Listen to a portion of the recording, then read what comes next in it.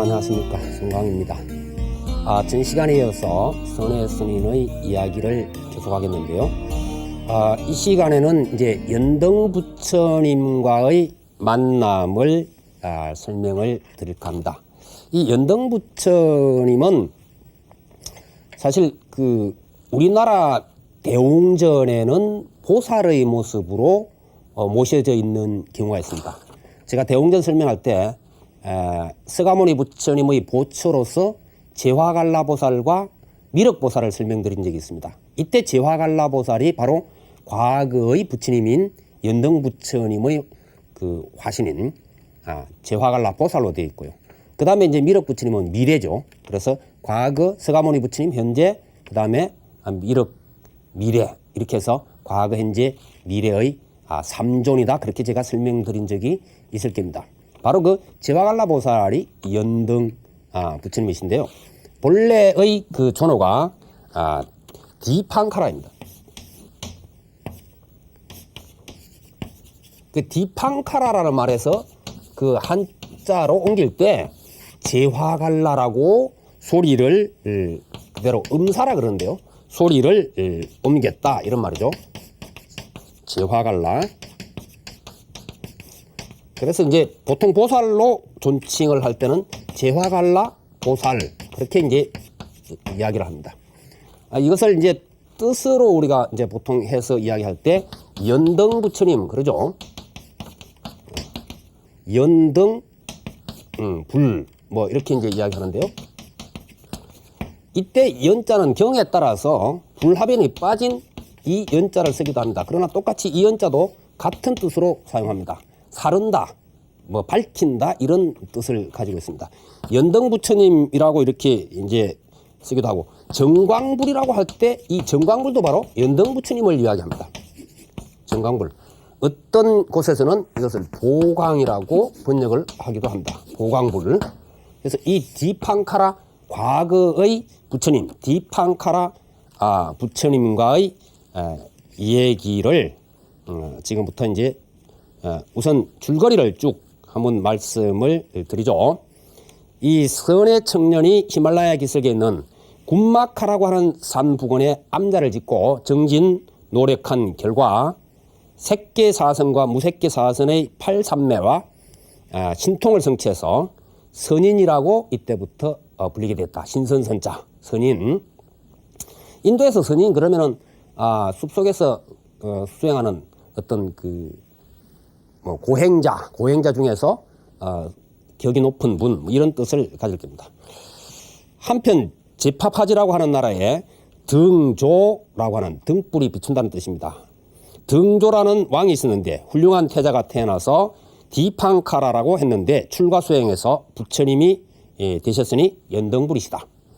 이 연등불께서 선의 선인의 머물고 있는 산 아래 람마라고 하는 도시 근처에 있는 그 수다사나 사원이라고 하는 곳에 이제 오셔서 머무르게 됐는데, 람마 사람들이 이 수다사나 사원에 가서 공양을 올리고 또 람마에 직접 오셔서 부처님과 부처님 제자이신 분들이 오셔서 공양을 받아주시기를 청해서 허락을 받습니다. 이 허락을 받은 람마 사람들은 대단히 기뻐하면서 길을 새로 단장하고 이제 이런 형국이 벌어지는 것이죠. 이 선의 스님이 이것을 이제 알게 되는 것은 약간 경마다 조금 다릅니다만은 소문이 퍼져서 알게 되었다 하는 구절이 있고, 또 선의 스님이 신통이 자제해서 허공에서 이렇게 떠올라서 놀기도 하고 했는데, 마을 사람들이 막 분주한 것을 보고 내려와서 물었더니 바로 연등불이 오신다라고 하는 내용이 있습니다. 이 선의 스님이 산을 내려오면서 500인의 외도라고 이제 표현되고 있는데, 수행자들을 만나서 잘못된 사견을 바로잡아주고 도에 대해서 논의한 결과 모두가 제자가 되기를 원해서 제자를 거두고, 이 500인은 다른 일이 있어서 함께 출발하지를 못하고 은전 한 양씩을 거둬서 500냥을 주면서 부처님 전에 공양을 올려줄 것을 청하게 됩니다. 어떤 경우에서는 바로 이 불본행직경 같은 곳에서는 이 500냥을 가지고 연꽃 7송이를 바치는 그러한 고피라고 하는 처녀에게서 사서 바치는 이런 내용이 나오죠. 그러나 이제 고피와 연꽃을 올리는 이 인연은 사실 나중에 부처님의 마지막 생의 부부 인연, 다시 말해서 야쇼다라와의 부부 인연을 제외하고는 특별한 큰 의미를 갖는 것은 아닌 것 같아요. 뭐 공양을 올린다는 의미는 좋지만은 니다나 가타에서 보여주고 있는 내용은 보다 더 훨씬 우리에게 크게 다가옵니다. 이 선해 스님이 신통이 자제하다는 소문을 들은 사람들이 이제 선해 스님이 그랬거든요. 부처님을 만나는 것은 정말로 희귀한 일이다. 그래서 마을 사람들이 도로를 정비하는데 거기 가서 나도 함께 동참할 수 없겠습니까? 해서 이제 허락을 받습니다. 그런데 마을 사람들은 선해 스님이 신통이 뛰어나니까 가장 힘든 곳, 신통을 부리면 얼마든지 이것을 쉽게 할 수 있다고 생각해서 막 웅덩이가 있고 이런 곳, 길이 끊어지고 한 곳을 배정을 합니다. 그 길을 앞에 두고 선해 스님은 이렇게 생각하죠.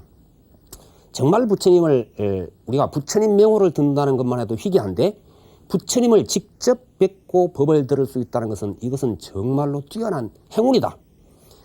내가 이 부처님을 맞이함에 있어서 나의 보잘것없는 신통으로 이 길을 쉽게 팽팽하게 할 수는 없는 것이다. 그래서 땀을 뻘뻘 흘리면서 돌덩이도 주워 나르고 흙도 갖다가 뭐 삼태기에 담아서 깔고 하면서 무진 노력을 합니다. 그렇지만 신통을 생각하고 맺겠던 곳이라 원체 그 분량이 많아서 다 하지를 못하고 무릉덩이라 이런 것이 좀 남아있는 상태에서 연등 부처님께서 제자들과 함께 오시게 된 거예요. 오시는 그 순간까지 애를 썼지만 다 하지를 못합니다. 그래서 여코 연등 부처님께서는 무릉덩이, 지륵탕을 갖다가 맨발로 디디시게 되는 그러한 지경에 이르게 된 겁니다. 이때 선해는 자기가 입고 있던 옷을 벗어서 그 자리를 깔지만 부족하죠. 부족하기 때문에 그때까지는 이제 머리를 깎은 게 아니었기 때문에 머리를 기르고 있습니다. 그래서 머리를 묶은 것을 풀어서 그것을 땅에다 깔아도 부족해서 온몸을 그대로 그냥 맨몸을 땅에다가 엎드려 버리죠. 그리고는 연등 부처님께 그렇게 이야기를 합니다. 부처님, 저희 몸을 다리로 삼아서 지륵탕을 밟지 마시고 이 길을 나아가십시오. 이것은 저에게 있어서 크다란 행운이며 큰 이익이 될 것입니다. 이렇게 이야기를 하면서 속으로 이와 같은 그 원을 바랍니다. 내가 힘을 얻어서 사람들에게 최선을 다함으로써 저절로 나는 일치지에 도달하게 될 것이다. 그리고 많은 사람들로 하여금 미혹을 뛰어넘도록 하리라. 윤회의 흐름을 끊고 미혹의 삼계에서의 삶을 부숴서 진리의 배에 올라 나는 천상계를 포함한 이 세계에서 두루 사람들로 하여금 미혹을 건너뛰게 하리라. 나는 반드시 성불하리라. 이러한 원을 바라면서 온몸을 던져서 연등 부처님이 길을 나아가실 수 있게 합니다. 연등 부처님이 바로 이 선해의 머리맡에 서서 지극하게, 경전에는 그렇게 표현되고 있습니다. 맑고 푸른 보석 같은 눈으로 내려다보셨다. 그렇게 이제 표현되어 있는데 이 사람의 미래에 대해서, 선해의 미래에 대해서 훑어봅니다. 이 훌륭한 젊은이 미래에 어떻게 될 것인가. 쭉 훑어보니까 그 미래세의 이야기가 쭉 전개되는 것이죠. 바로 그 이야기를 숙이라는 형식으로 하고 있습니다. 이 숙이라고 하는 것은 예언을 내린다는 이야기인데, 다시 말해서 이 사람이 성불할 어떤 그러한 터전을 닦아가지 않는데 부처님께서 무조건 너는 언젠가 성불할 것이야, 이런 것이 아니고 부처님께서 미래세를 훤히 보시고 이 사람은 끊임없이 정진해서 그때쯤 바로 성불하겠구나 하는 것을 아시고 내리는 것이 이제 예언이라고 하는 것이죠. 그래서 뭐 부처님이 아무에게나 예언한다 해가지고 나 무조건 되겠구나, 이게 아니라는 것을 우선 기억을 해 주시면 되겠습니다. 그 예언의 내용이 이렇습니다. 여기 진흙에 몸을 던져서 18개 공양을 올리는 젊은이를 보라. 그는 부처가 되고자 하는 굳은 마음으로 여기 이렇게 엎드려 있는 것이니라. 지금으로부터 수억만 년이 지난 후에 세상에 출현하여 대단히 격렬한 정진과 노력을 하고 보리수 아래에서 성불하리니 바로 샤카족의 성자인 샤카문이 열애가 되리로다. 이렇게 이제 예언을 합니다. 그리고 이제 권속이라든지 뭐 이런 내용들을 쭉 이야기하는 대목이 나옵니다. 우리는 이 선의 선인이 연등 부처님을 뵙고 있는 이 모습에서 헌신적인 봉사와 또 자신의 모든 것을 던져서 공양 올리는 모습을 보게 되는 것입니다. 그 모습은 처절할 정도의 상황에서도 또 결코 중생제도라든지 성불에 대한 대원을 잊지 않고 있다는 것도 동시에 우리는 보게 되는 겁니다. 우리가 어떻게 해야 성불에 대한 기원을 맺을 수 있을까? 부처님에 대한 기원을 맺을 수 있을까? 이제 이런 생각을 가끔 해 보시죠. 그 해답을 지금 여기에서 주고 있는 것인데 그것은 바로 헌신적 노력이라는 것이죠. 예컨대 신통력을 쓰지 않았다는 이야기는 무엇을 이야기할까? 우리가 흔히 이 세상사에서 볼 때 자기 자신이 가지고 있는 어떤 권력, 그렇죠? 뭐 권력이 자기 것은 아니지만 어쩌다 보니까 그 자리에 가면은 이제 권력이 생기는 거 아니겠어요? 그래서 권력, 그 다음에 또 막대한 재물, 이것을 가지고 신심을, 참된 신심을 대신하는, 헌신적 노력을 대신하는 것을 경계하고 있는 것이다. 그렇게 볼 수 있습니다.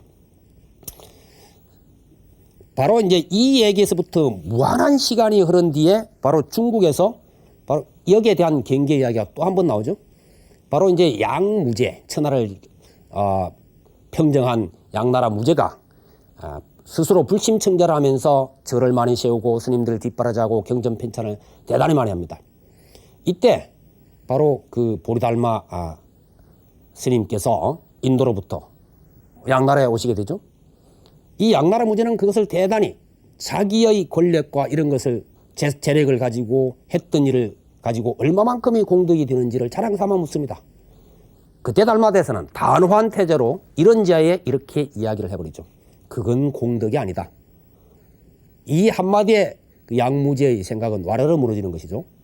그 뒤에 얘기는 뭐 이제 또 성과 연관되는 얘기니까 우리가 사실 그 불교의 역사를 훑어볼 때 자기가 가지고 있던 권력이라든지 자기가 가지고 있던 재력을 가지고 불교를 위한답시고 하는 그러한 예를 많이 보게 됩니다. 그런데 바로 이것 때문에 막대한 권력을 가지고 불교를 위한다고 했던 일들 때문에 불교 교단이 절름발이가 되어버린 경우가 한두 번이 아니고 막대한 재력을 자랑 삼아서 스님들 위한답시고 혹은 내가 신심이 이만큼 된다고 자랑 삼아 했던 일 때문에 우리 성단 내에 그것이 독버섯처럼 암세포처럼 번져버린 예가 한두 번이 아닌 겁니다. 오로지 우리가 부처님 전에 다가가는 것은 헌신적 노력과 지극한 신심이 아니면 안 된다. 바로 이런 권력이나 재물대로 그것을 대신하려고 하는 생각을 하지 말아라. 자기 자신도 그렇고 수행하는 스님들마저 성단마저 교단마저도 어지럽히는 결과가 된다라고 하는 것을 우리는 다시 한번 잘 생각해야 될 겁니다. 그 다음에 자기 자신의 모든 것을 던질 때만 진정 그것이 자신을 위한 일이 된다는 것을 여기서는 이야기해 주고 있습니다. 이 선의 선인은 자기가 입고 있던 유일한 옷을 연등 부처님을 위해서 그게 진흙탕에다가 벗어서 깝니다. 자기가 가진 것으로는 그게 유일한 것이었죠. 그러나 그것까지도 부족했죠. 가진 것이라는 소유물 가지고는 안 된다는 거였죠. 결국 자기 몸 전체를 그 땅에 깔아서 부처님이 딛고 지나가게끔 하는 여기에서 우리는 자기 자신의 모든 것을 던져버려야 된다는 것을 보게 됩니다. 그러면서 이렇게 간청을 하죠. 부처님 흙탕물을 받지 마시고 제 몸을 다리로 삼아서 밟고 지나십시오. 그것은 저에게 큰 이익이 되고 크나큰 즐거움이 될 것입니다. 바로 자기 몸 던지는 그 자체가 즐거움이 되고 큰 이익이 된다고 하는 사실을 깨닫지 않으면 안 된다는 것이죠. 어떤 경우에 이런 경우가 있죠. 왜? 부모의 관심을 끌기 위해서 자꾸 못된 짓을 하다 보니까 문제가 됐다는 그러한 내용을 우리는 접하게 됩니다. 마찬가지로 우리가 부처님 관심을 끌기 위해서 부처님 돌아보십시오라고 관심을 끌기 위해서 거기다가 흙탕물이나 옥물을 끼얹는 행위를 해서는 결코 안 되겠죠. 이와 같은 일들이 일어날 것 같지 않은데도 현실적으로 일어나는 겁니다. 사실. 네. 부처님 몸에 오물을 끼얹으면서 날 좀 봐주이소. 뭐 이런 식의 행위는 결코 될 수가 없다는 것을 우선 알아야 되겠고, 그 다음에 이제 중생을 제도한다는 것과 깨달음을 이루겠다는 것은 당연히 힘들다는 것을 여기서 보여주고 있습니다. 선해의 몸을 받고 전등 부처님께서 건너가시듯 내 사사로운 모든 것을 다 던져버릴 때 거기에 소위 중생제도의 길과 성불의 길이 열린다고 하는 것을 여기에 상징적으로 보여주는 것이다. 그래서 어떠한 경우라도 이것은 이러한 원력은 우리가 잊어서는 안 된다는 가르침을 여기에서 보여주고 있고, 그 다음에 또 우리는 대단히 성급합니다. 무슨 일을 계획을 해도 성급하게 뭐 해버리려고 그러고, 뭐 교단을 정화한다고 하면서도 성급하게 해가지고 오히려 더 자꾸 망가뜨리고 이런 경우들을 흔히 보게 됩니다. 더더군다나 성불이라든지 중생제도라고 하는 것은 이건 참 한도 끝도 없는 일이에요. 그래서 이러한 것들은 결코 조급하게 이루어질 성질은 아니다. 선정력과 신통력까지 같은 이 선의 스님이 헌신적 노력과 자기 자신의 모든 것을 던져서 연등부처님께 다 바쳤음에도 연등부처님은 곧바로 너 성불한다는 이야기를 안 해주십니다. 수만 년의 세월이 지난 뒤에, 이 뭐 경전에는 또 어떤 경우에는 뭐 10만 급의 세월이 지난 뒤에 이런 식으로 표현되고 있습니다. 이건 엄청난 세월이죠. 그 기간 동안에 뭐예요? 포기하지 않고 끊임없이 정진을 해 나가는 생활 이후에 이런 이야기가 됩니다. 여기에서 우리가 그 현실적으로 간단하게 비유를 들자면은 이런 얘기를 들 수가 있겠죠. 큰 댐을 건설하는 경우와 작은 그릇을 가진 경우, 큰 댐을 건설하는 사람이 물동이에 물 채우듯이 빨리 물 차기를 바라는 어리석은 사람은 없겠죠. 현실적으로 그렇습니다. 그래서 우리가 대원을 바란다고 하는 것은 엄청난 댐을 건설하는 것과 같은 거죠. 그 댐은 하루아침에 이루어질 것도 아니지만은 물이 차는 것 또한 그것이 하루 이틀에 찰 일은 결코 아니다라고 하는, 그래서 이것은 결코 포기하지 않고 힘써 정진해서 나아갈 때 언젠가 반드시 다가올 상황이라는 것을 잊지 않고 나아가는 사람에게만 그 길이 열린다 하는 것을 명심해야만 할 것입니다. 다음 시간에도 역시 선해보살의 그 마지막 이야기를 설명을 드리도록 하겠습니다. 여러분 성불하십시오.